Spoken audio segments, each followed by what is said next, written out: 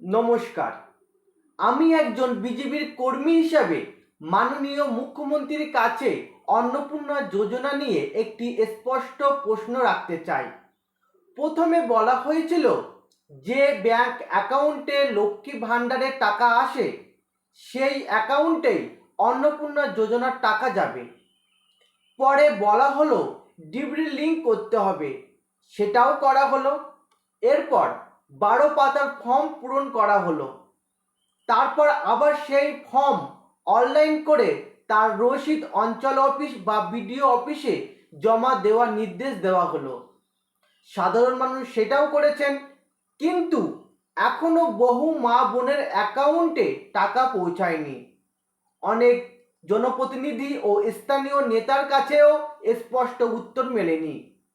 তাই আমার বিনীত আবেদন, সরকার একটি পরিষ্কার ও সরকারি ঘোষণা করুক কারা এই প্রকল্পের সুবিধা পাবেন, কবে টাকা দেওয়া হবে, যারা এখনো পাননি তাদের কি করতে হবে। এতে সাধারণ মানুষের বিভ্রান্তি দূর হবে।